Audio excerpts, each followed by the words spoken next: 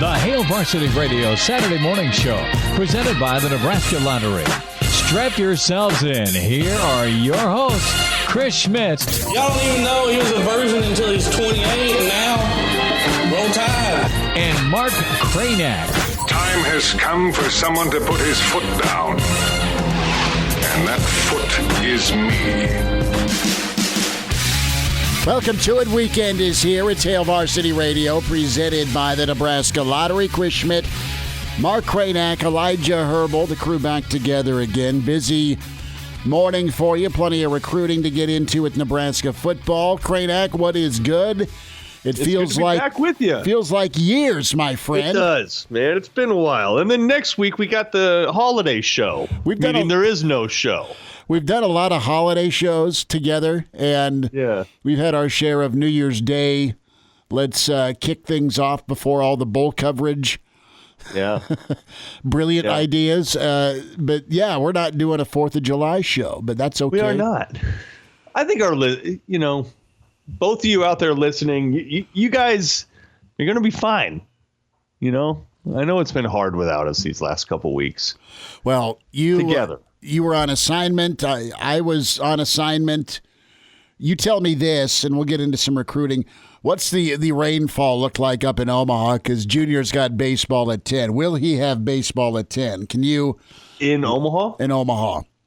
Ooh. I don't know, man. I don't know. It'll be dicey. Then again, look at the dirt technology that people are using these days. The AgriLine stuff. Right. You and I grew up with the old quick dry clay that they would spackle the infield with, and that's what I'm going to blame my fielding percentage on, and that's the story I'm sticking to. Well, and it would just carve you up too anytime you try to slide. They didn't send me on a lot of 2-2 counts from first to second. That was not Ricky Henderson-esque. There's some menacing clouds that I'm looking at right now, though. So, I don't know, man. It'll be touch and go. That's the great thing about baseball, though, right? That you can just go ahead and get in the car and drive all the way up, only to find out it's raining. I hope that doesn't happen. No, I am meeting the lovely family up there because you know how baseball is. They got to warm up and all that good stuff. So, yeah, that's it. So, how impressed are you, Cranack, with Nebraska during COVID recruiting? This continues to wow me with Nebraska football and where they have gone. I look at Irvin, the running back out of Buford, Georgia, out of a really big-time powerhouse program where Nebraska was so good at first identifying this, and you got to be able to, but easier said than done, where they make kind of contact and connection with a kid that's just a sophomore and watch him do his thing as a junior. And even though the kid can't find his way to Lincoln through virtual visits and constant contact, Nebraska's able to really deliver that message of we care about you, we want you part of the family. And lo and behold, Nebraska gets a kid that is, I don't want to say under the radar because you look at his offer list, but for sure a steal when you look at the peer recruits, teams that went in to try and recruit him. And also the fact that, there's not been any camp circuits for the kid to hit this summer. So who's to say that 3-star wouldn't have gone up? And I really like his style of running. It's kind of Mills and Ozigbo-esque. He's the bigger back for this offense. You look at the Ezra Miller transfer, Nebraska tapping into some transfer options on different parts of their football team. And 10 commits is nice for the Big Red, and 4 of the 10 have not had a chance to see Lincoln. Schweitzer's a kid we talked with, I don't know, about a week ago, and his coach and Schweitzer himself. So I like the athleticism Nebraska's getting. I like the size they're getting, but I like who they're beating on the recruiting trail to get. And Irvin's another example this week of the coaches doing some fantastic work. Well, and you're seeing to your point about who Nebraska is beating for it. It's not just Tulane or Florida Atlantic or something like that. And there have been a handful of, those kind of recruits in the past. Not that that's they've okay. all been bad. Like, so, yeah, sometimes they turn out. But you like to see that you're not sort of the only big dog after these guys. And Gabe Ervin had a nice list. It was 20 plus offers, and some who's who type people. And I love how you bring up the Ozigbo, the Mills type, because I don't know. I continue to like how Frost has adapted, how they've adapted the profile of athlete that they're going after. It's not going to be a UCF carbon copy. It's just not. Irvin's 6'2", 205 now, going into his senior year. I mean, that's a dude that's going to be 225, 230 by the time he gets on the field at Nebraska, most likely. Like, he's going to put on some weight. And the thing that was really impressed specifically with him, I'm sure did you click play on the highlights, on the huddle highlights? I did, and yep. I love how he listen, it's not that I didn't see outside runs, but I loved the between the tackle work he did. And I like that gear. It's like I'm riding with Cranack to O Street. You get to 10th Street, and all of a sudden there's a little more giddy up in your approach, and that's kind of how that's just how it kind of goes. Once he hits that second level, he hits another gear, and he's lowering his shoulder. Was that a good painting? That's a good analogy. Now, something that he is better at than I would be 3 hours after O Street is balance. Did you see the guy? Truthfully, though, that was the thing that stood out to me the most out of bang, we go with the balance card. No, I mean, really, though, there were multiple it wasn't just one or two plays that they were showing. It was probably 10 to 12 where a lesser back is on the ground. Because he took some good shots, but I don't know what it is about his center of gravity or his leg strength, whatever, but his balance is outstanding. I mean, really good. When you go watch, he's got this incredible ability to be able to make the smallest little cut before a guy hits him and to take away that guy's angle, and he's able to kind of bounce off that guy and keep going. I mean, I'm really impressed with the balance, too. Kind of reminds me of that Divine Ozigbo type. It's the kind of back that Nebraska has needed in the Big Ten. When you go back and watch the games from 2018, you see the Divine Ozigbo, Maurice Washington kind of fire and ice. And I think Nebraska lacked that a little bit last year. They tried to have it with Wandale, but Wandale was just so necessary in the passing game, and he didn't struggle between the tackles, but you could see that wasn't his forte. And I think it's going to be nice to have a guy like Gabe Ervin who can come in and be the power guy whenever you can have another guy come in next drive and be need Elijah, that's a good point, and you need that hammer. And Cranack, to your point about balance and the vision side of things, I mean, that's so nice to have anticipation, that natural ability to know where someone's going to try and be and anticipate it and adjust and then gain a few more yards. Back to Ervin's film for a second. What I loved, and you're not going to see fumbles on a highlight film, I get it. But in doing some research on him this week, I mean, 15 games, 1,000-yard rusher, 15 touchdowns, 1 fumble. Nice. Right? That's I mean, good. That's like always a concern of mine, right? Yeah. Is can big backs hang on to the football? And it's not that they're trying to fumble. It's not that they're not strong enough to keep that football locked up. They're always fighting for the extra yard, right? Yeah, sure. They're moving the pile. They're leaning forward. They're trying to get a gain of 5 instead of 4. So his ball security is key. And we have gotten into a lot of discussions over the past 12 months, what's holding Nebraska back. And turnovers and inopportune time. Never a great time for a turnover, but it seems where Nebraska's hurt themselves in some of these, coin flip games where they've had close losses has been some sort of turnover. It's not all been Adrian. There's been some times where the ball gets stripped, and you just can't have it. And give me a guy that's already coming in to a program with a senior year left to play that is good at hanging on to the football, and that's what I want from my big back. You need that hammer, and Frosty's got that in his offense on the way here with Gabe Irvin.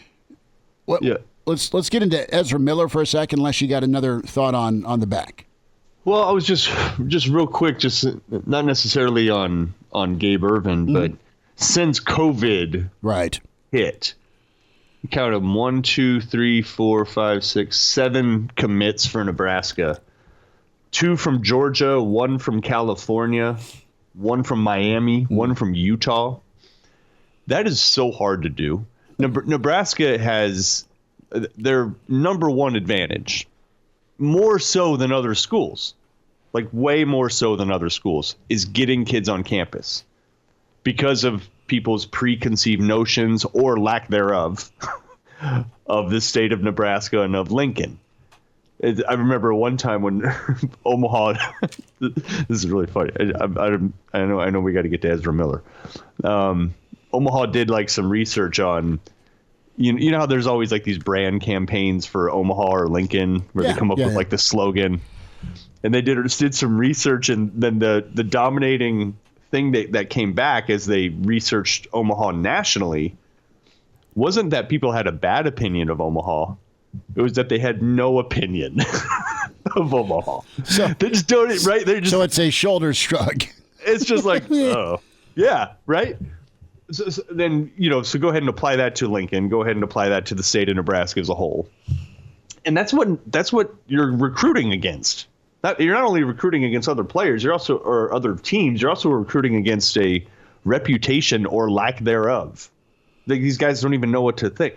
So COVID, recruiting wise, I think has caused Nebraska more troubles than most, or presented more challenges than most. You're right. It and has. to still be able to withstand that, and they're still in the top 30-ish in recruiting rankings right now.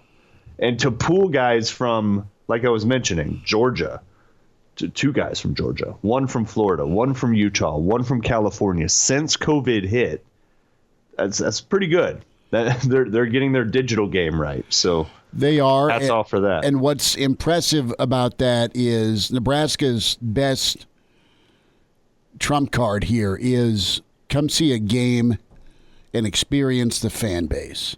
Come experience 90,000. Come experience Lincoln on a Saturday, okay?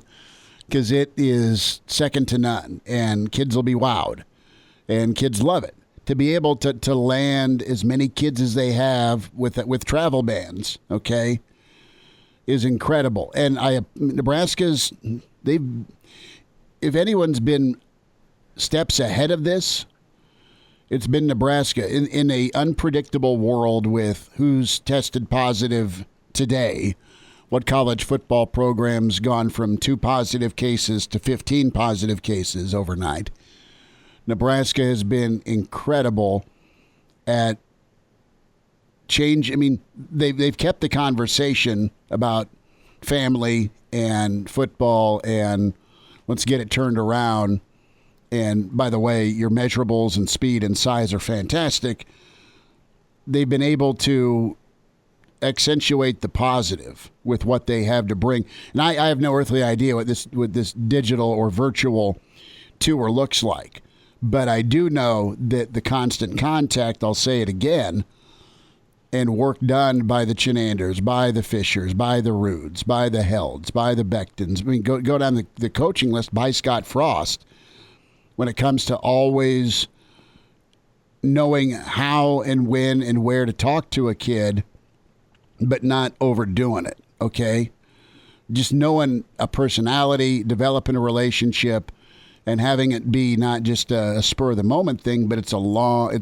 It's the marathon versus the sprint thing, and they've created several instances of relationship development that goes back. That goes back to that identification of who they want, who they like, and then the projection part. Here's what we see for you, and for them to do that without a trip. I mean, talking with Schweitzer. I mean, he on his own, him and his family drove to Lincoln. They couldn't have contact with coaches. but they just kind of kicked it around. They went and checked out the school and around town. I mean, they drove on their own. They didn't fly. And that was interesting to hear his perspective. He wanted to see it. He had already committed, but on his own, he's like, all right, this is where I'm going to go. I might as well go check it out.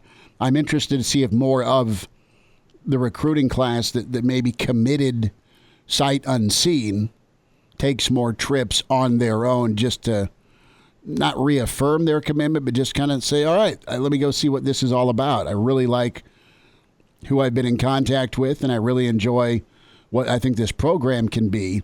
And there's been so much trust developed here by these kids in Frost, and it's got to be because you can't come in, man. I mean, it's camp season, Kranak.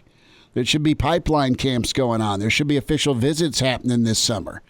We should be screaming towards kickoff against Purdue. We still may be, but it's so out of this world, unordinary.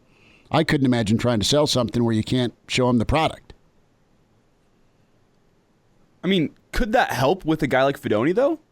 When you look at Fedoni, he's been talking about he's been waiting for his official visit. So he wants to go to LSU. He wants to go check out LSU, but you can't go check out LSU. Yeah, could that help a guy in that situation? Where I know for most guys it's been hurtful, but with Fedoni, Nebraska's been top of the list, and he's said before in a couple interviews that he appreciates that Nebraska texts him once a day, gives him some space, and they understand what they have in a guy like him. So, I mean, as weird as it sounds, is that helping Nebraska? I don't know. Maybe in that instance, in the one case, in the one case, but it's a big case. Kranak, a thought on Ezra Miller. This kid looked incredible coming out of high school. Yeah, 4-star kid out of Iowa. He was a coveted recruit for Iowa too, and I don't know if anybody's noticed, but their offensive lines tend to be okay. And they've been okay for a while. That was hard for you to say. I know. I hear the pain in your voice, knowing how big an Iowa fan you are. But they do. They move in unison. They're big. They wear on you. Whatever.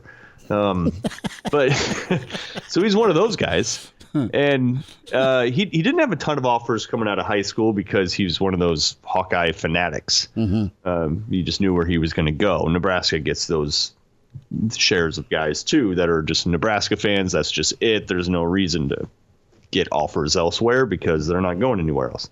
But stepped aside and is transferring as a walk-on, which I don't know exactly how that works, but I want to say you're eligible right away, aren't you? He is not. It's going to take a waiver because he was on scholarship before. Right. And he was on scholarship. He was on medical.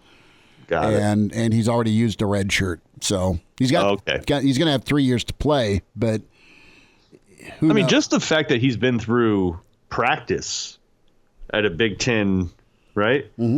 At a Big Ten institution going against Big Ten offensive linemen, specifically Iowa, that he's been through a place where he's had to withstand and witness racism on a ridiculous scale. I'm kidding. Wow. What? Didn't know we were going there. That's their whole thing. This is what the Hawkeyes are all about. Man. What? That's not me saying it. It's the players saying it. That's why they're getting rid of their strength coach. He's gone. Yeah, I know.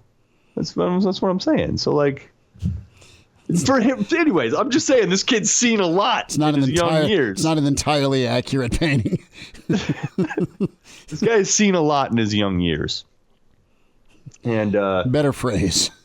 Yeah, and I just think it helps. I mean, obviously, it's going to help. And Nebraska is all of a sudden, you could call it loaded at offensive line at this point. Feels like it, doesn't it? Loaded. I mean, come on. How many people on the roster would you even call linemen right now? It's a filthy amount. 17, 18, something like that. At least. There's got to be more than that, right? When you count the walk-ons?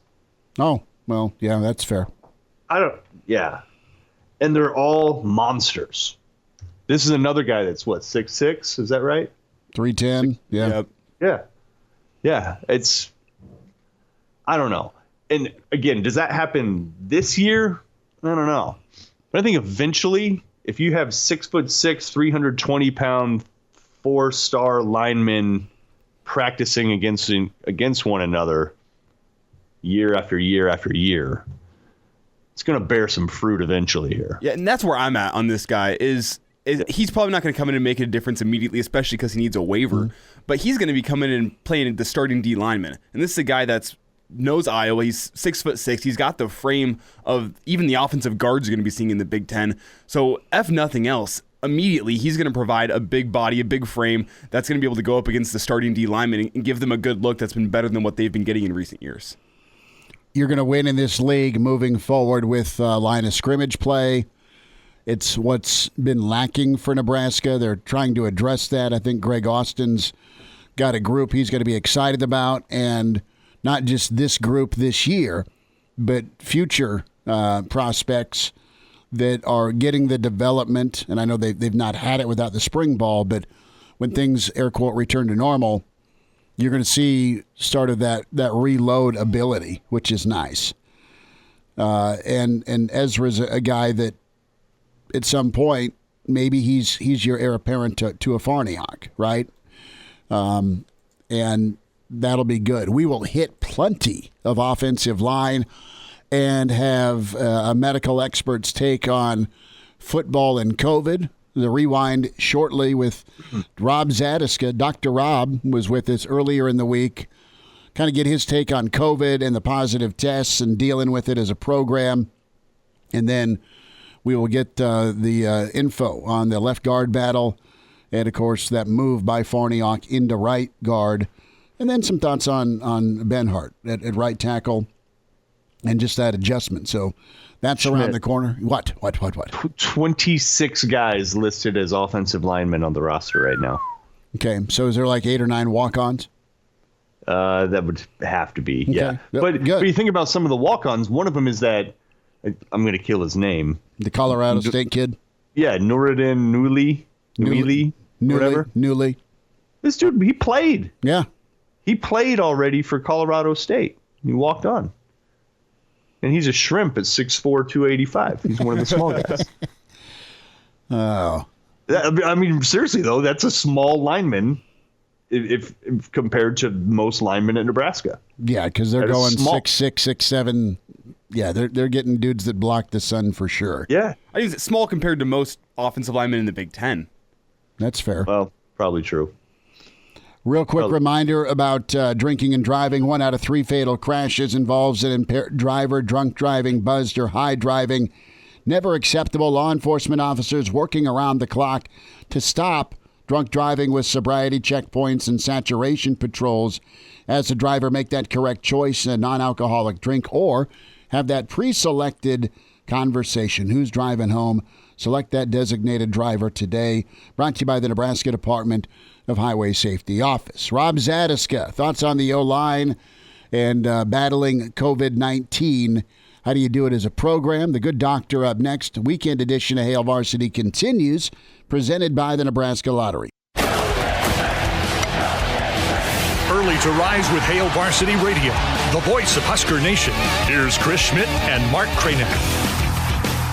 Back with you, it's Hail Varsity Radio, presented by the Nebraska Lottery. We say hi to a Husker Hall of Famer, All-American, and part of that vaunted pipeline, 1994 national champion. Rob Zadiska with us. Dr. Rob joins us. Rob, how's your weekend? You doing okay? Thanks for a few minutes. It was a nice one. We, we got a cabin up by North Bend, Nebraska. Oh, nice. So we were up there doing some, I call it yard work, but it's like shoveling sand from one place to another. It's just one of those sand pits right off the Platte River. Nothing fancy, but it's kind of a nice little escape every so often. Hey, and you can get to the cabin, man. You put your feet up, soak the sun in. You feel like you went someplace, but you don't have to travel that much to do so. Well, Rob, I want to have you put on your surgical hat real quick, and let's talk a little bit here about what's been going on in college football before we talk offensive line and position groups for Nebraska. I want to kind of get your take on just your comfort level level and just your outlook with college football 2020. You've had a number of programs, including Nebraska, and Nebraska's been really smart. I mean, I think they've handled things well. They have staggered kids coming in. At the same time, you look at K-State, they've had a spike in cases. Oklahoma State, Texas, LSU, Clemson. I mean, you see COVID-19 cases popping up all over the country and increasing around the country. Are you pumping the brakes on your optimism that we'll have a season? Are you thinking things are okay? Where are you at right now from a medical standpoint? I guess I've always had kind of a cautious optimism. Now, at the same time, too, again, you do look at kind of some of these test cases where you mentioned a number of them. I know, like Clemson and LSU are a couple of the big programs where they've had the spike of cases within guys on the team. Now, it doesn't seem like, at least from what's hitting the media, it doesn't sound like there's been a lot of severity to them. So it's not like you're seeing, hey, we've got 21 or 23 cases and 10 of them are in the hospital and 5 of them are in the ICU. You're not hearing that. So it'll be interesting to see how this plays out. I truly expect these numbers to increase. And when you look at COVID, it's kind of one of these situations where you put a group of people in a bit of a smaller proximity, and that's where you see the big uptick in cases. Food processing plants, the meatpacking plants in Nebraska, the nursing homes, things like that. That's where you see these big explosions of cases. When you see people in large group gatherings, that's where you see the explosion in cases. All it takes is, man, you get 1 or 2 positives in a group of 100 guys. It's going to be hard to shut that off. And now I think Nebraska's done a good job with it. I would like to think these schools where you're seeing the big numbers popping up, like Clemson's the one that everybody kind of keeps going back to, you would hope that they had same or similar precautions in place, and it was purely just kind of a happenstance that all it took was one exposure, and then it spreads to 20, 30, 40 guys all of a sudden. I think Nebraska's done it right. I think they've tried to do it right. But in truth, the reality is all it takes is for one guy to bring that virus in, and all of a sudden you've got 20 guys same boat as with these other schools that have had the outbreaks. In terms of how it's going to play out long term, man, we just don't know. This is still kind of in terms of the knowledge base, this is still kind of a day by day, week by week in terms of how it's playing out. I'm still fairly optimistic, but you are seeing an uptick across the country as all these different states kind of start relaxing restrictions and start opening back up again. And the question will be how many people are severely affected and how much is this going to actually affect the healthcare system. The original flattening the curve, it wasn't necessarily meant to prevent people from getting infected, period. It was meant to, hey, let's slow the rush on the healthcare system so we don't overwhelm it all at once. I'll be curious to see if that happens, if we get this big spike in cases as we reopen and you get that overwhelming of the healthcare system. And right now, so far, we've been okay, but there's still a lot of unknowns, and that absolutely applies to how this is going to affect sports going forward this fall. Rob Zatechka is with us, Husker standout All-American, and Dr. Rob Zatechka. It's one thing to be infected. It's another thing to, God forbid, you're in the hospital in intensive care. I mean, that's very scary, and it's unfortunate that some folks have had to deal with that. It just takes that one interaction like you touched on, and it sounds like down in Manhattan for K-State with them as an example where you go to one party and next thing you know there's 15 guys on the team that have it. The other side of this, Rob, folks are going to get infected. Kids are going to get this. It's not great to get, but if you're going to get it, is it better for college football for kids to get it now versus as we are trying to inch closer to kickoff in September? If you frame it in the light of let's get a season in. It's going to happen. Yeah, if we're going to go through this reopening, if we're going to give this a try this year in 2020, if we're going to try and see if we can't put these sports seasons out there, I would say it's a lot better. Let's test run it now and see what happens. is there going to be a degree of herd immunity that builds up? Do you catch this, get antibodies, and then you're going to have this degree of immunity? Now, those are still questions that don't have a great answer. Right. In truth, it probably does confer some degree of immunity, but at the same time, they're also finding that antibody levels tend to drop actually surprisingly quickly with this particular virus. It's not something where the antibodies stick around. And when you look at places that have done a wide-scale reopening, Sweden's a great test case country because they didn't do a lot of restrictions from the get-go, and for a country of its size, they had tons of numbers of cases. It's still a little bit questionable how much immunity actually gets conferred by those antibodies that your body creates to this virus. And so the ideal would be we do this, bunch of young, healthy guys get it, knock on wood, nobody's injured or severely affected by it. They get over it, and we roll on into the football season with this huge amount of herd immunity amongst college athletes. I mean, that would be the ideal case. We don't know if that's going to happen yet, though. We don't have a test case for this. It's the line that kind of gets used frequently, and there's a lot of truth to this, is we're flying the airplane while we're building it. And that's what we're going to have to find out with this is, are we going to run through the next couple of months here, end of June, July, early August? I will be shocked if pretty much every sports team doesn't come down with a large number of cases. Right. I just don't see that not happening. And the idea would be, it's like, well, let's see if that happens. We get through it, and then we play on into the fall after everybody's recovered. Right. And that, like I said, that would be the ideal situation. Rob, we'll get to football. I want one more medical thought from you. Rob Zadiska with us, Hail Varsity Radio. You've been in medicine a long time, and when this first came on the radar, what was your reaction? Like, I remember when March hit, right? I'm getting ready for state tournament games, and oh no, right? I mean, the United States comes to a screeching halt. UNMC, the medical community in Nebraska you're a part of, is phenomenal. So I wasn't like super worried.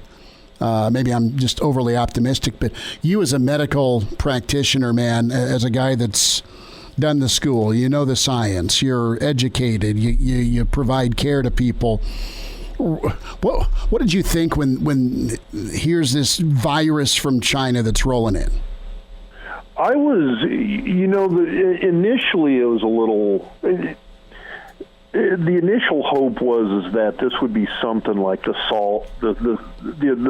first SARS, like the SARS 1 outbreak several years ago, and then you had the MERS virus outbreak, and those were actually very, very lethal viruses. So those, truth be told, they kind of killed you before you had a chance to spread it. Okay. When you look at the numbers nationwide, but worldwide as well, that SARS 1 outbreak, I'd have to go back and look for the exact numbers, but I think there was just shy of 10,000 total cases worldwide. And that was a huge deal at the time, and partly because it was so fatal. I mean, it had about a 10% fatality rate. So if you got it, you had about a 1 in 10 chance you're going to die. So, but it was very localized in certain locations, very little spread, and then it was kind of poof. It was one of those things that just kind of went away. Same thing with MERS, which affected even fewer people. I think that was around 4,000 or 5,000 total cases worldwide. The hope was that this was going to be something like this. Hey, this is going to hit this really set group of people, a set defined population here or there, and then it's going to kind of poof, sort of disappear, and hopefully we don't see this crap again for several decades. And this has not proven to be like that. This has been much more like your standard influenza A, influenza B that kind of comes around, hits all populations to some degree, and then lingers for months. And that's kind of what we're seeing with this. And so it kind of, I was, like I said initially, I was kind of optimistic this was going to be something where when this popped up in March, it was one of those like, whoa, we need to shut everything down and we need to do it now. And hopefully by May, maybe June at the latest, this thing's going to be gone.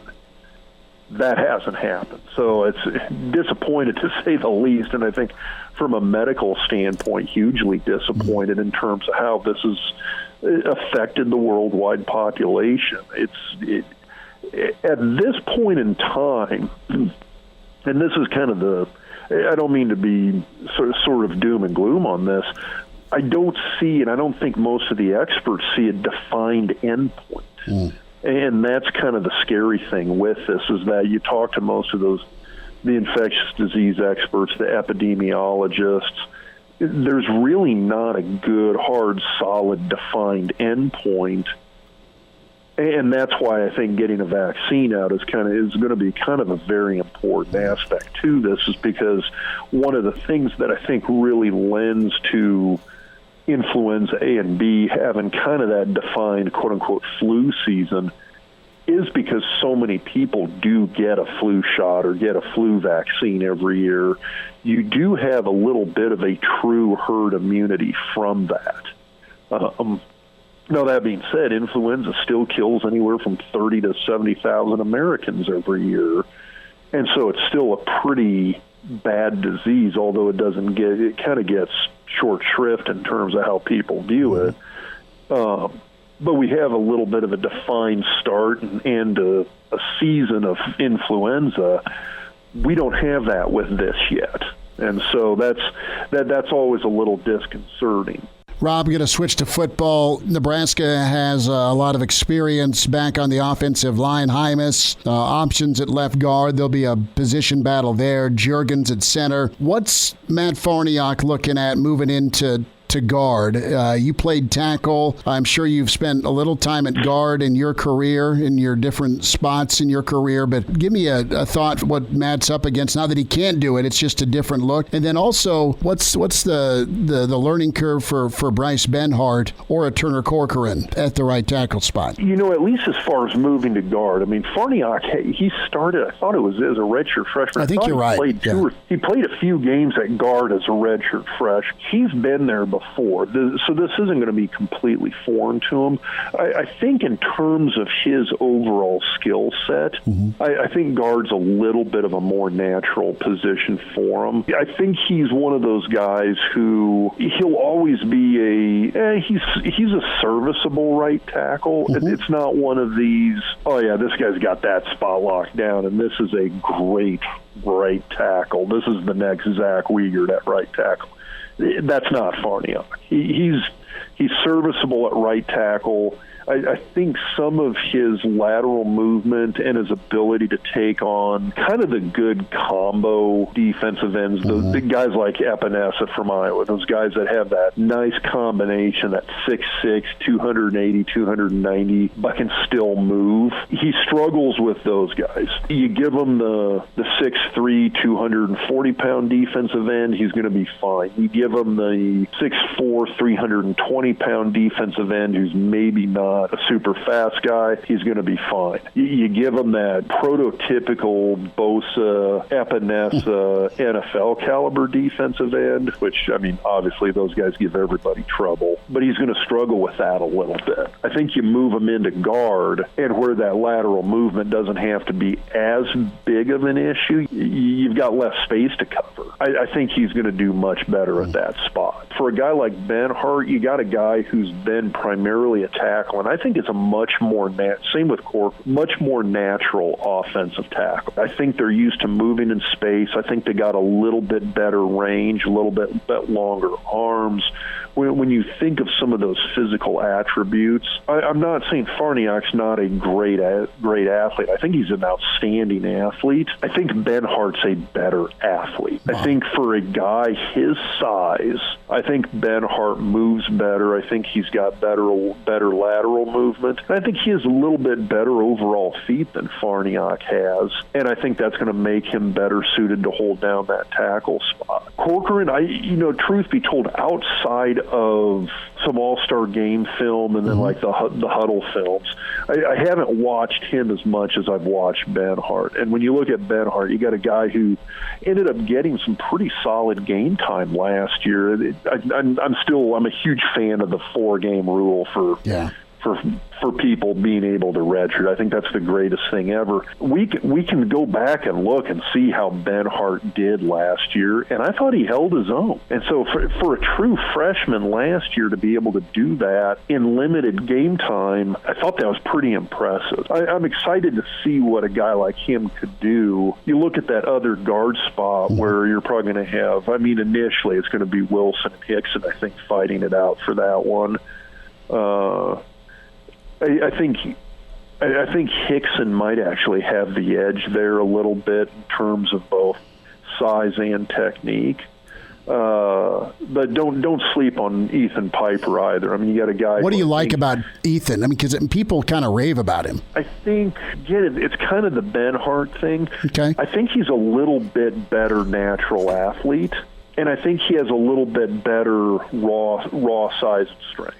Okay. When I watch what he's able to do, when you watch him play, his natural strength is just better. I've watched him, and when you see clips of him, again, and a lot of it's with Piper, it's kind of like the huddle film, that kind of stuff. It's interesting to me because when I see him get out of position where maybe, he hit a guy, his technique wasn't perfect, maybe he didn't have his shoulders low enough. Maybe he didn't get as good a hip and knee bend on a particular play. You'll see him able to compensate with just kind of raw strength. And so he's got kind of that as a backup, where a guy like Hickson, he's a big, strong kid. Don't get me wrong. We're kind of splitting hairs here. When you're talking 300-pound weightlifters, they're all big, strong guys.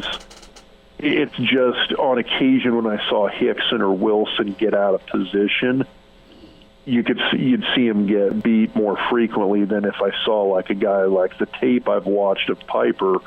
I've watched him get out of position, and all of a sudden he'll just manhandle a guy with raw strength and raw athleticism. And that's something I saw with Juergens as well, too, is that he was able to compensate for a lot of inexperience just by the fact that he's a really, really explosive athlete. Same thing with Piper, same thing with Benhart. It's that those guys who can kind of, he didn't have the best technique on that play, and he still beat his guy just because he's kind of a freak of nature athlete. Rob Zatechka with us on Hail Varsity. Rob, last thought here on the O-line. As a collection, do you feel pretty good about this group? Could it be the strength for Nebraska this year on the offense? Boy, I don't know. And the reason I say that is that, again, I think in terms of personnel, we're moving towards, quote-unquote, the right personnel. I think we're moving towards the right talent level. When I look at these guys, it reminds me a lot of what we had on the offensive line back in 91, 92. Okay. Which, in reality, I think you had some great, great players. Now, we also had guys like Will Shields, who are college and NFL Hall of Famers, too, and Zach Wiegert and Brendan Stye and Aaron Graham. And you had a whole slew of guys who were true All-Americans and NFL and future NFL guys, so it's a little bit different. But when I look at 91, 92, the thing I saw was you had a lot of redshirt freshmen, redshirt sophomores that were stepping up, and that's kind of what gelled into those offensive lines of 94, 95, 6, 7, 99, etc. 91 was still a little bit of a, hey, we think we've hit on something here personnel-wise. but it still took a couple years for that to kind of gel. And I think that's where I look at with these guys right now. If you want a comparison, that's kind of what it looks like to me in my head, is that, okay, they're getting the personnel they need. They're getting the people in the spots they need. They're getting the talent level they need. I still think this group's probably another year or two away from being something special. Rob Zadiska with us. Rob, this was awesome, man. Thanks for checking in on the offensive line, and thanks for your medical expertise and thoughts on college football and COVID moving forward. We'll get to football season soon enough, man, and we'll get caught up again. How's that sound? Absolutely. The Hail Varsity Radio Saturday Morning Show, presented by the Nebraska Lottery. Strap yourselves in. Here are your hosts, Chris Schmidt. Y'all don't even know he was a virgin until he's 28, and now, roll tide. And Mark Cranack. Time has come for someone to put his foot down. And that foot is me. Back with you, Tower 2 Weekend Edition, Hail Varsity Radio, presented by the Nebraska Lottery. Chris Schmidt. Mark Cranack, give us a follow on Twitter at Schmidt_radio at Mark Skurs. Elijah Herbal in this morning at Herbal Essence on Twitter. And you find Brandon Vogel at Brandon L. Vogel on Twitter, managing editor for HailVarsity.com and magazine. The yearbook is in the mail. The yearbook is headed to newsstands. The Hail Varsity Yearbook 2020. Your Husker College Football Bible. Good morning, Vogues. How are you? I'm doing well. How are you guys? We are good. So I need to throw this out to the crew. And this is something I'm thinking about starting. And it's not necessarily sports related, although it can be sports involved. And that's family movie night. And a buddy of mine, Nitro is his name. He's up in Omaha. He had family movie night. He's got a projection set up so they can project either on the side of their house / garage, and they watched Caddyshack. Bold choice for a family of 5, with many of them under the age of 12, but nonetheless, Caddyshack's a winner for me. Good call there. There was a request on movie suggestions. It's got to be kid-friendly. My suggestions of Basic Instinct or Fast Times at Ridgemont High got shot down. Vogues, I need a good 80s suggestion from you if we're going to do this family movie night thing. Junior's 12, well, Junior's 13 going on 30, so I think we gotta win Mama over more than Junior. Okay, so that's as young as we need to go. Well, it's not from the 80s, but as we approach July 4th, something that I always do is watch one of my favorite movies, which is Jaws. Yeah, so you got some gore in there. You know, it's a little bit. There's the grotesque nudity. They've got the nudity. I mean, yeah, that's true. I mean, if Junior plays video games, like, he's used to this stuff. So I think it'll be fine. I definitely watched that movie before I was 12. Not to tell you what to do here, but thematically, it's still like it basically made the summer blockbuster. It's basically a perfect movie, and it's all about 4th of July weekend on Amity Island. So that's my pick. Might be pushing the boundaries a little bit, but I have not checked Junior's search history, so Jaws may be nothing to scream at. It might not be. Cranack, what do you got? So summer movie. It's not 4th of July specific, but One Crazy Summer would be a great one. Is that the UCLA quarterback? No. One Crazy Summer. It's John Cusack, Demi Moore, Bobcat Goldthwait. I like that guy, actually. Oh, dude, it's perfect. I mean, it's a really funny, ridiculous movie. Okay. Have you seen that one, Brandon? I don't think I have, actually, but it sounds intriguing. It's pretty legit. It takes place in Nantucket. Like it's the rich people versus the poor people. It's good. Bobcats, typical Bobcat in there. Hey, Cookie, I'm Egg Gemini. Like, just he's struggling with anxiety through his speech. Bobcat's role in the movie Blow is underrated. I'm yet to see that one. You haven't seen Blow yet? No. Really? With Johnny Depp? Dude, No. it's great. I should see it. Yeah. Elijah, you got a Speaking of suggestion? search here? history, you got to be careful. Well, the one my dad showed me when I was probably way too young, about Junior's age, was Porky's. Oh, yeah. He showed me that one about 12, 13.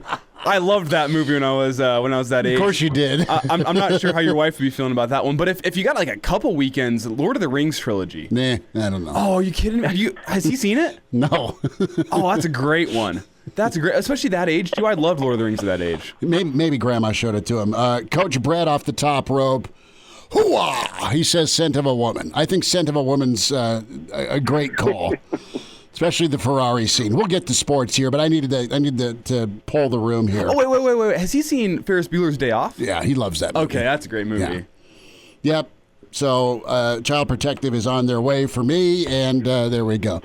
Vogues, I love your buy and sell. You're going through all the Big Ten teams. You're really laying out a tough choice for me, and Elijah and I talked about it yesterday, and Kranak jump in here on this as well, but is there a more difficult team than Penn State to try and buy or sell for 2020, assuming we have football, with what they've got coming back, what they've lost, and how they finished top 10 and 11-2.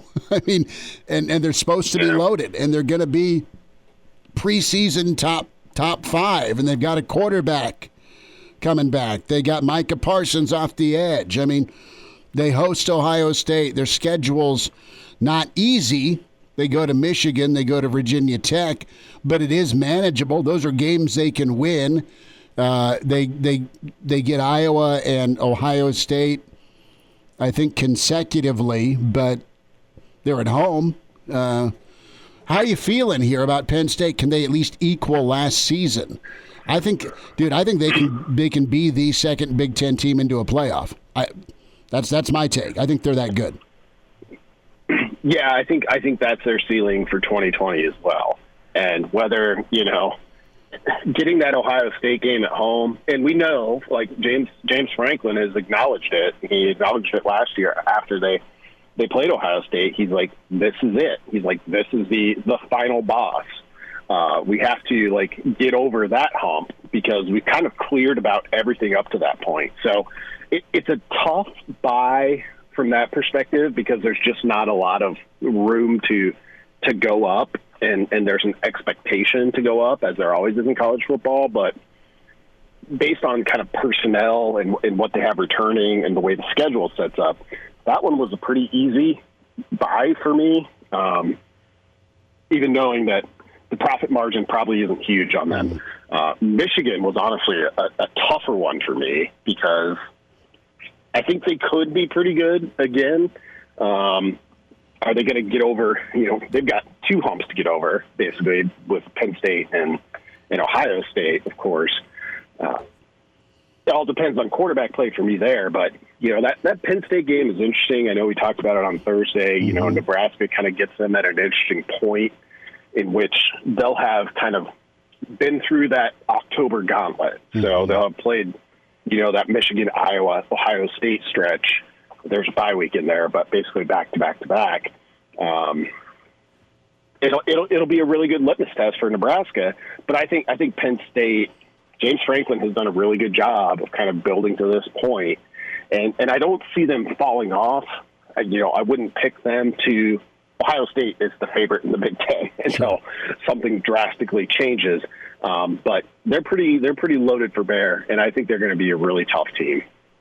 Yeah, and I see them as basically overachieving for the last several years, right? It doesn't feel like it doesn't feel like they go into many seasons being top 10 or top 5, but they kind of end up there just about every single year. Yeah. And maybe that does speak a little bit more. Franklin, for whatever reason, has sort of rubbed me the wrong way. he's got the shoe salesman thing going on a little bit to me, right? I don't know. I've never been sold on him. Is that an Al Bundy compliment or what? Well, look, nothing against shoe salesmen, but he's selling it. I don't know. He's always rubbed me a little differently, but God, you have to look at what he's put together. And then specifically on defense, I mean, Micah Parsons is a generational type player. And that gets overlooked a lot with Penn State. LeVar Arrington days notwithstanding, you haven't talked a ton about their defense in recent years, but they're pretty tough. They're pretty tough overall. And Brandon, you brought it up. This is Nebraska. Nebraska gets them November 7th. So on Halloween, it's at Ohio State. That ought to go well. And then the very next week, it's Penn State coming into Lincoln. And by then, try to project where Nebraska will be mentally versus where Penn State will be, right? Nebraska is going to be coming off probably a tough week. I don't know. I could see Penn State making some noise this year and really challenging Ohio State for the East Crown. Yeah, I think so. And just the fact that they get that Ohio State game in State College, it's huge. That's a real legitimate home field advantage for them. Now, assuming home fields look anything like, we're used to them looking. And the same would go for Nebraska. But I think, that late in the season, kind of wherever Nebraska is at, like it's the game that you look at sort of the way we looked at Ohio State last year, back in the off season when we were like, oh, Nebraska's on a straight upward trajectory. Everything's great. This is all on schedule. It's the game that you can point to say, like, that's your chance. That's your chance to make somebody take notice. And we'll see. We'll see how powerful that can be for Nebraska. That statement opportunity. I'm interested, Vogues, with as we kind of project that point in the season in kind of a crossroads moment. What's Penn? They're through their gauntlet. Nebraska's in the midst of theirs when Nebraska and Penn State will meet. Minnesota's a huge game, obviously. Cincinnati's good. South Dakota State's a good program. Purdue is monstrous. How you kick and start the season off, not only in the West, but what kind of statement do you make against a team that's had your number the last 2 years in Purdue? But from a splash standpoint, getting Penn State at home, how do you respond after whatever happens in Columbus, right? How do you respond with another blue blood coming in? It can set up well. Penn State doesn't typically drop those games. As I look at Penn State the last few years, they found ways to win in Iowa, right? I mean, like good Iowa teams, but 9-3, 8-4 Iowa teams, and that's where Nebraska's trying to get back to being. Okay, they're not probably far off from that. Here, as you look forward, Penn State, for the first time in a long time, stubbed their toe a season ago, same time of the year, same point in the season, at Minnesota. And that kind of sprungboard Minnesota to not just relevancy, but it kind of it validated them a little bit. Now they're end of November with a tough one at Iowa City, and then the way Minnesota got smoked by Wisconsin, the payback was very real. But Minnesota righted themselves. I don't know if Penn State is gonna slip up 2 years in a row. Who knows, man? It's too far away. But they have survived those tough November games, either at home against an Ohio State or against Michigan or against Sparty, right? I mean, I just go through the East. Yeah. They don't misstep. That was the first time in forever that a team that on paper they're more talented than beat them. And the way that Penn State lost was a lot of it was self-infliction with scoring opportunities. I just don't know if – I think Nebraska can play well against Penn State. I think Nebraska can beat Penn State. I just don't think Penn State, the way their program's going with Franklin, they beat who they're supposed to beat most of the time. They do, and I don't remember off the top of my head the line for that Minnesota game. I mean, because you're right, like that was the game where it was like, okay, this isn't just like Minnesota's kind of had, really had a quietly tough non-conference schedule last year, and then kind of ramped up to that point, and then it was like, okay, yeah, this, it's the point where Minnesota goes from like the 17th ranked team to, they've got to be in the top 10 because they just smoked Penn State. And, to the degree that Penn State went out and hired Minnesota's offensive coordinator in the off season. And I don't think that's totally unrelated, that Penn State game. So it's just interesting in that, okay, a lot of their hay will be in the barn by that point. Nebraska is the opposite. So you look at that Halloween trip to Columbus, almost certainly Nebraska, that'll be the most they are an underdog all year long. But, they may not be a favorite at any point after that, depending on where Penn State's at. And then you've got Wisconsin, Iowa, finish up with Minnesota at home. Like, Nebraska goes 2-3 in that stretch. It's pretty good, but which 2 wins are you picking?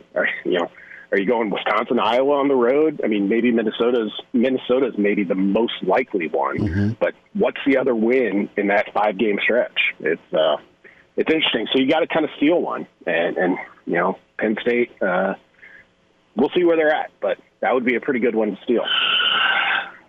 Brandon Vogel is with us on Hail Varsity Radio. Nebraska gets a transfer from Iowa. He's walking on. He was a scholarship guy at Iowa, Ezra Miller. And he's from the state, stepped aside with a medical red shirt. Turns out it was for mental issues that he has since taken care of. But because he took a medical, he can't go back to Iowa. So Nebraska is getting a not only a Big Ten caliber, but an Iowa caliber offensive lineman transferring in, not on scholarship, and really bolstering. I was adding it up. I think it's 26 offensive linemen on the roster right now for Nebraska. How do you look at this line this year and moving forward? And I don't want to lead you here, but I don't see any way when you have those kind of numbers and you have that kind of size that you're bringing in. These are monstrous offensive linemen for the most part. They're almost all 6'5" and above. Yeah. They're almost all 300-plus pounds. They're almost all of them had a wealth of offers coming out of high school. So these aren't also-ran type guys. Maybe it doesn't bear fruit this year. Who knows? But over time, that has to lead to putting together a pretty salty group. Are you bullish on what they're doing offensive line-wise? Absolutely. I mean, you just kind of look at the measurables for those guys, whether transfers or coming out of high school, and they just look different. Like they're recruiting to like a different spec than Nebraska had previously. And in 2020, I don't know if Nebraska's O-line gets there, but I think they have the highest ceiling of any position group on offense. So we'll see how that kind of comes together. There's some gelling that needs to happen. I mean, it looks like Nebraska is prepared to start a redshirt freshman at right tackle and have kind of an open competition then at left guard. So things get a little bit interesting, but you kind of fast forward this maybe 2 seasons, and all of a sudden things start to look kind of vintage if everything goes according to plan. So you got Cam Jurgens and maybe Ethan Piper, 2 in-state kids who are like, kind of the classic 90s profile, played multiple sports, super athletes. They also happen to be, really, really good offensive linemen. You got somebody like Ben Hart, assuming he wins that job and holds that down, who's kind of the high-profile import from out of state. Turner Corcoran might be in that mix. You might even have a guy like Norodai Newley, who in-state walk-on kid from a totally unique background. in that mix. All of a sudden, it starts to look like, oh yeah, this feels pretty familiar. Now, a lot has to be sorted out before then. I'm not saying that group is that now, but you just start to look at it, what it could be in 2020 and what it could be a little bit down the road, and it starts to feel a little bit familiar.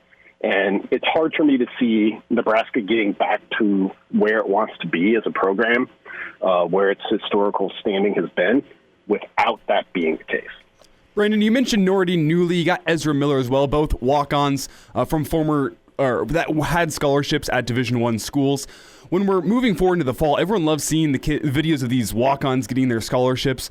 Do we know how many walk-ons could be in line to be getting scholarships this fall?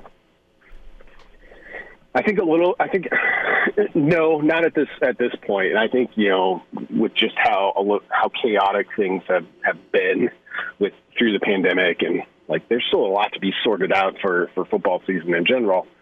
I think that might put a little bit of a pause on that. And some of it will depend too, Nebraska's out there actively trying to fill a scholarship for the 2020 class.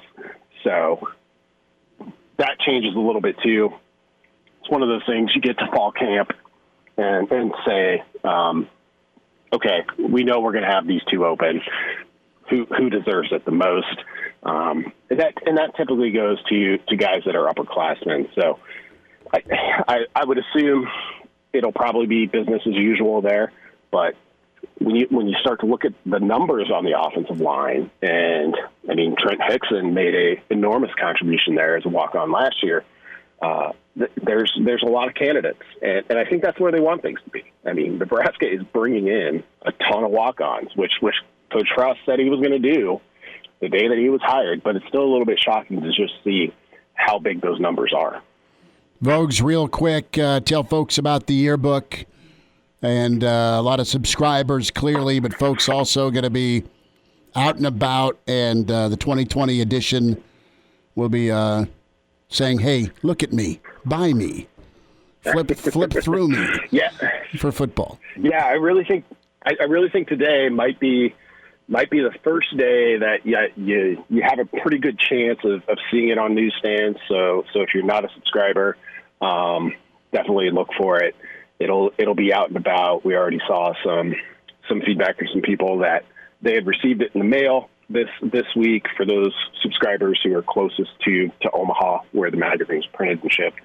So it's getting out there. I'm excited for people to see it. I really appreciate it when people reach out and kind of express their excitement about just getting it. We took a 2-month break for the first time since we started Hail Varsity in 2012 around the pandemic. So it feels really good to be back out there. And for my money, there's a lot of college football previews out there, and I buy about all of the national ones, even knowing that 3 of them I'm not going to like that much. But I really do believe for the Nebraska fan to get a basically 160-page book solely devoted to Nebraska, but also touching on the Big Ten and the teams on Nebraska's schedule. It's not something that everybody gets. If you're a random sort of Auburn fan, you may not get that sort of preview. So if you've never seen it before, give it a chance, check it out. If you have seen it before, thank you, and hope you like the new one. We will love it. Vogue, you take care and have a good weekend. Thanks for a few minutes today. Thanks, guys. There he is. Thanks, That's Brandon Vogel with his managing editor, HailVarsity.com and magazine. I'd imagine the Auburn football yearbook would have to have a lot of pictures. Well, yeah. We talked about Auburn this week in our YouTube Tuesday. Mitch Crank was with us, tight end for Nebraska. As we relived the 82 Nebraska-Auburn game. And that was right after Nebraska got hosed by Penn State, and they went down and beat Bo Jackson 41-7. Ooh. And that's a little piece of Husker history I'm not that familiar with. So Bo Jackson could not do anything on the black shirts. He scored a touchdown, but ran 5 times for 18 yards. Why didn't they give him the ball more than 5 times?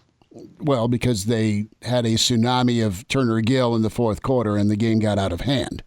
Gotcha. And T.O. kind of did ball control in the second half.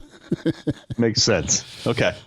No, but think about that. Think about that on your schedule. You're at Penn State, and then your next game's at Auburn. We're talking back to back.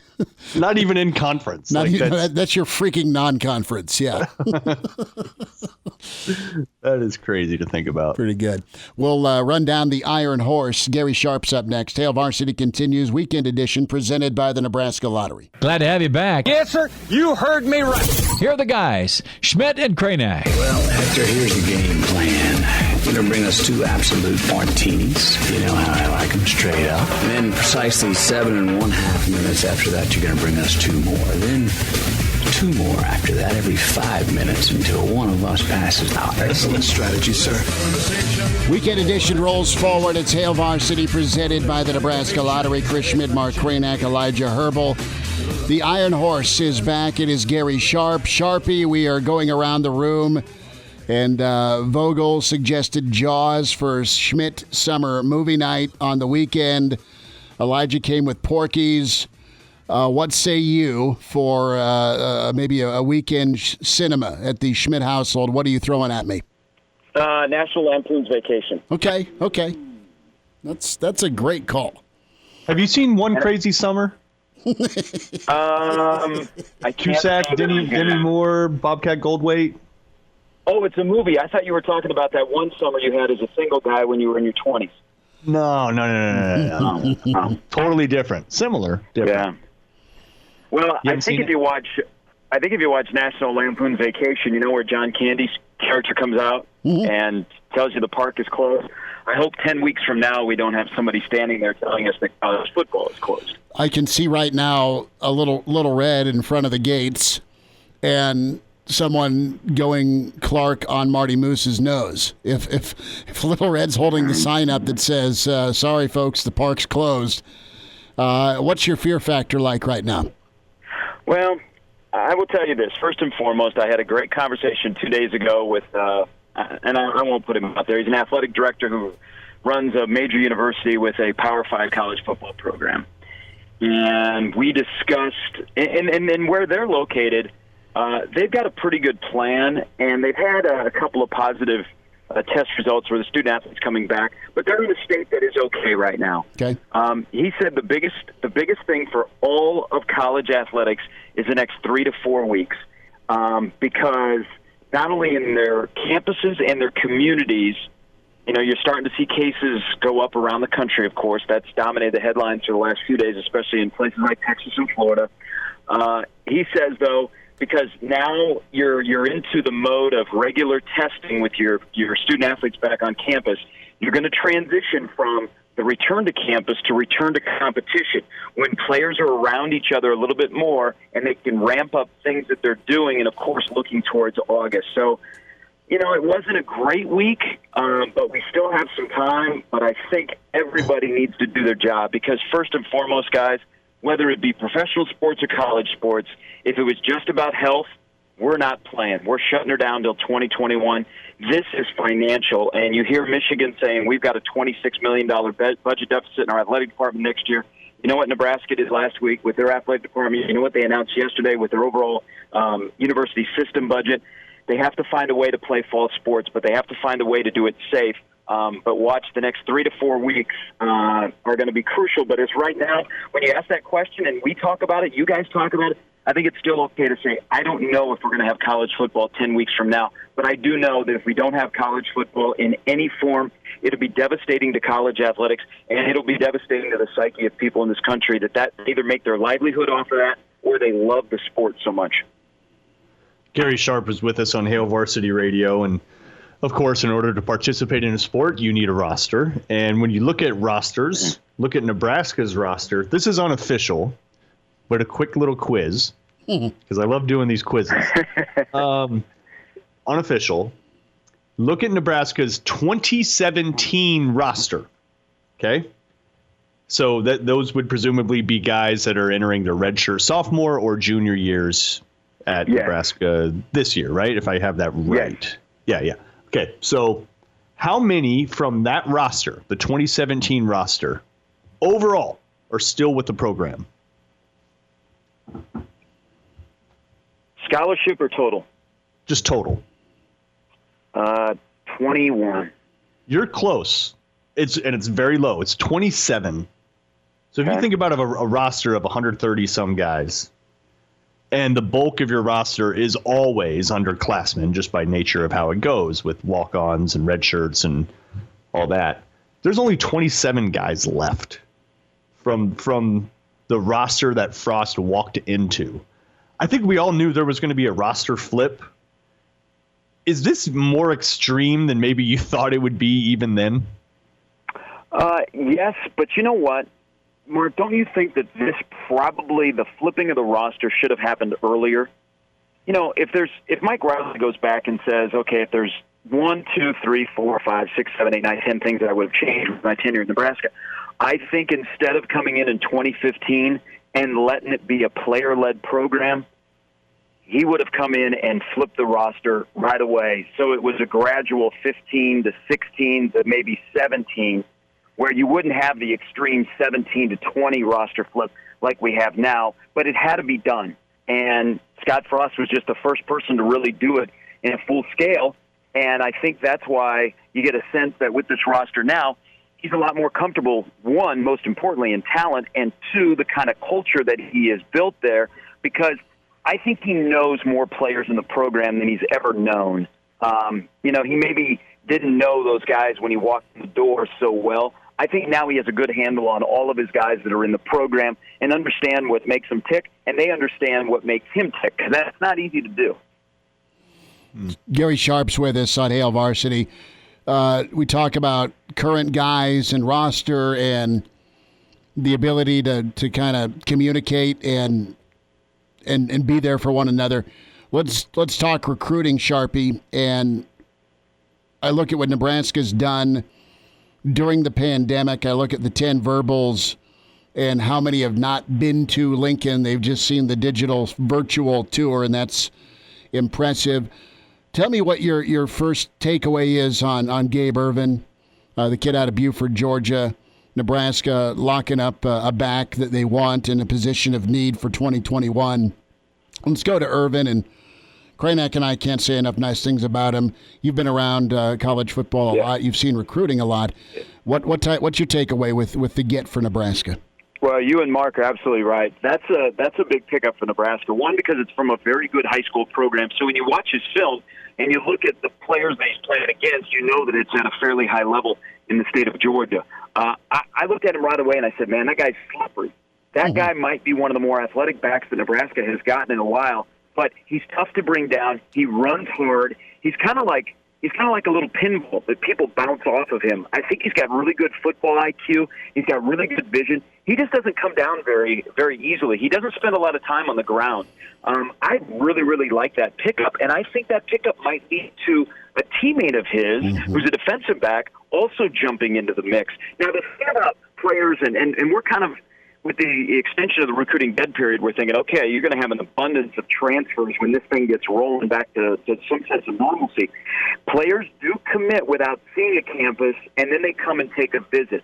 I think in this case, you know, Christopher Paul Jr. jumped out of the boat. I think with Gabe Ervin, he's in because he's in a program where the coaches kind of, they make sure, and they have a good relationship with Nebraska's coaches, especially Sean Beckton, that if you make a commitment, you stick to that commitment until there's something that is out of your control that you have to change your commitment. So I wouldn't be afraid of him jumping out of the boat. But I think that's a big, big pickup for Nebraska because, you know, they're projecting and looking past Dedrick Mills this year. If you do look at the style of running back that they have, the two in Morrison and Scott they got last year, Ramir Johnson, which now we're waiting for him to come on, you got Tompkins and Bivens.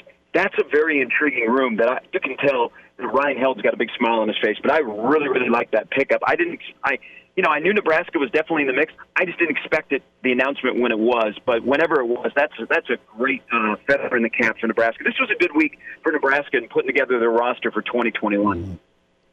Gary Sharp is with us on Hail Varsity Radio as we talk about Nebraska, of course. Now, Ramir Johnson is all of a sudden, I thought he was sort of the prototype that Frost wanted to get at the running back position. And I think if you transport back to UCF, he was, right? Yep. Slender, just a straight up speed guy. Look at the composition of the running back room now. Ramir's kind of the lone wolf there, right? Everybody else, pretty big, pretty physical. Yeah. What does that say about how they've adapted, I guess, to the Big Ten? Well, I think with him, you're right, Mark. Yeah, Ramir is kind of like the sleek guy, a little bit taller. Everybody else is a little bit shorter, where they are cock diesel. But the one factor through all of them is they got speed. They are building a track team. And I think not only speed of running the football, but they've got, if you look at Irvin, he can catch the football out of the backfield. So a lot of these guys can catch the football. But whether Ramir Johnson is a little bit taller than the other backs, not, they all have track speed. Ramir Johnson is one of those guys. We talk about Mills. I think Mills is going to have a big year. I think he's comfortable. I think there's 1,000 yards that are staring him in the face. Ramir Johnson is one of those guys that we like, and we love the story, and he was great for all of us to talk to before he ended up in Nebraska. He's one of those guys that I really wanted to see in spring. So I'm curious now with the other players on campus what that does to him. But again, I like the running back room a lot. And we're not even talking about a guy who is a semi-running back in Wan'Dale Robinson there. But the way they're building that running back room, it is world-class speed, kind of what we saw at Central Florida. Gary, I think back to Scott Frost's introductory press conference. He was asked, how are you going to adjust your system for the Big Ten? And he essentially said, I think the Big Ten is going to have to make adjustments to account for us.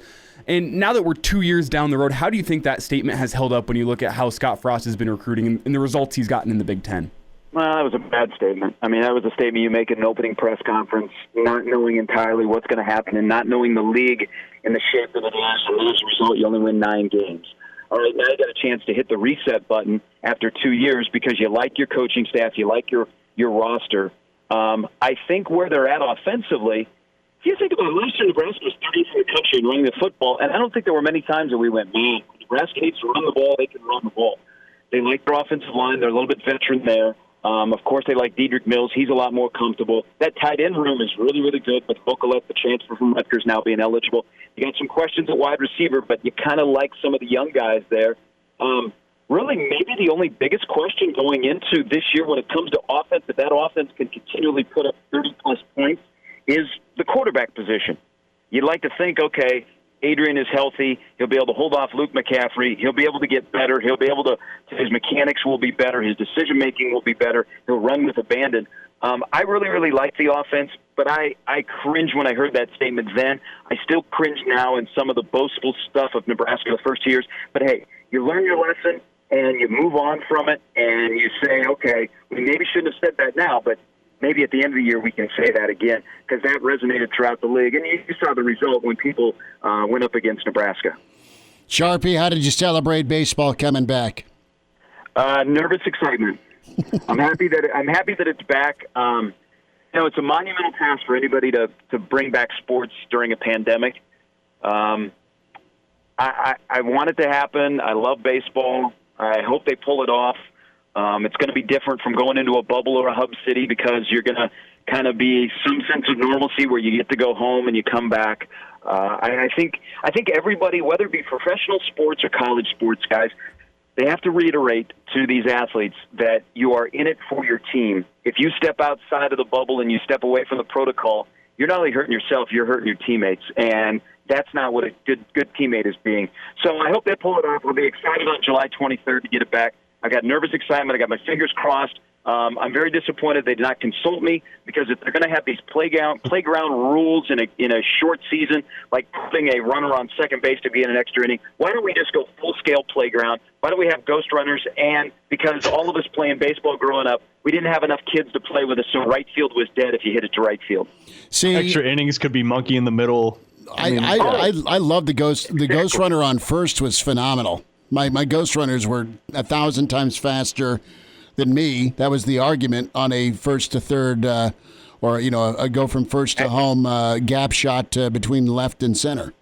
Did you guys ever play where you didn't have enough players, so you didn't have a catcher? So if somebody was trying to score, all you had to do when you fielded the ball to get somebody out at home is just throw it past home plate. Like the person coming home would be in fear because they get hit in the head. But a guy, hit the ball to shortstop, and the shortstop would throw a BB right to home plate, and that was out. I mean, they might as well just go all of those playground rules if they're going to bring it back. But I'm excited to see it back. No, the being able to throw the ball at the runner was the best. I mean, if you didn't have someone at second or at third or at catcher, you'd peg him with the ball, and that was the out. That was the way to do it, man. Hey, quickly, Gary, we didn't even have a lot of time. I don't think we have enough time to get into this, but as a guy who covers college baseball so much and has spent time with minor leagues and major league teams, the fact that there's no minor league baseball, the fact that the draft was cut down, like the ramifications of the pandemic across the baseball world at large, not even necessarily the major leagues, but how it affects college baseball, how it affects minor league. Can you even put into words how everything has been flipped on its head? The game took a step backwards, and the game's got some making up to do, and we don't know what 2021 or 2022 will look like at the major league level. But I think what it has done, because you've got youth baseball and Legion baseball going on around this state, is I think people are falling more in love with the game of baseball. They're just a little upset at Major League Baseball, but it stunts the development. It makes college baseball stronger, makes minor league baseball weaker, and makes us have a lot of questions about what the future is going to be like at Major League Baseball. You guys started this our chat this morning. I said 10 weeks. I'm still trying to be confident. I'm very optimistic. Yay or nay, 10 weeks from now, we're playing college football in Lincoln, Nebraska. I think we are in Lincoln. I don't know if we're going to play in some other spots. I think the SEC is going to forge forward. I think the Big Ten will play ball, and I think there are some programs within states that see spikes that will bow out. I think it's just going to be case by case. I think the plug gets pulled late October, November. I think at worst they push back the start date and you have just conference only. I think conference only, but I think because they have more uniform testing across the Big Ten, if you're going to play a school like South Dakota State that is not testing, you really want your athletes going against a school that is not doing testing, not knowing that. I think another thing to watch, guys, is schools that are transparent announcing their results. There are some schools will not play other schools if they don't tell them what their results are, how many positive players, or if they think they're not going to hold positive test results out. There's so much unknown. We're wandering into this uncharted territory, but I don't think it's middle of July you make a decision. I think they go up to when the water is right on the toes before across college football. People make decisions on what the season's going to look like and what the schedule is going to look like. But buckle up. The next 10 weeks are pretty important, but we can all do our job in this country in the next month to really, really try and slow down Rona, or at least beat Rona, so that we can have what we love 10 weeks from now. Absolutely. Sharpie, you're awesome. We will talk to you after the 4th, bud. Thanks again. All the best, boys. Thanks, all right, there he is, Gary Sharpie, Iron Horse. Dude, it's just the dominoes is the thing that makes me think that it's going to be hard to complete a season, because again, you could be doing everything right, you could be fine, but who are you playing and who did they play, and is that school going to continue with things, or does the university president pull the plug, right? And then I just think there will be enough of those situations to where schedules will just get completely out of whack and it just becomes untenable. I hope it doesn't happen like that, but it's just hard to picture that college football is just going to be played week after week with no interruptions. There's a lot of uncertainty. I will say this, and we had Parker Gabriel on yesterday, and we chatted about South Dakota State's athletic director's statement. Yeah, we're not testing, and it's not that they won't or can't or haven't thought about doing it. They just haven't yet. Doesn't mean they can't start testing down the road. But the fact that they haven't done it, and it's economic, it's not like they're being jerks and just, hey, we're not going to. No, it's a financial thing. Right. I'm still blown away that they haven't tested it all. And Elijah, you and I started yesterday's show off talking just the fact that Nebraska is not releasing their results, and it's out of privacy, not hiding anything. So with Nebraska and their communication with UNMC and how much care they put in for their student athletes, I'm not worried about how Nebraska's handling things, okay? I freak out with some choices made, and I'm going to get on the old pulpit here. If you're going to bars as an LSU player, or if you go to a house party as a K-State player, it's not that that can't happen at Nebraska, but from a commitment standpoint, what's your commitment level like to be able to play ball? Well, my bigger thought on this is college campuses as a whole. Are they going to be able to stop COVID from spreading at a college campus? Because if you have it spreading throughout a campus, I don't think you can have college football. Well, I mean, if you have to send all the kids home halfway through the semester because you have an outbreak, you can't have college football, can you? If it just depends. If that's its own little bubble, right? What do you do with the campus? You got the academic and the athletic side. Kradak, have a good weekend, brother. Enjoy baseball today. You as well. All right. All right. Talk to you after the 4th. Back at you Monday on Hail Varsity. Thanks.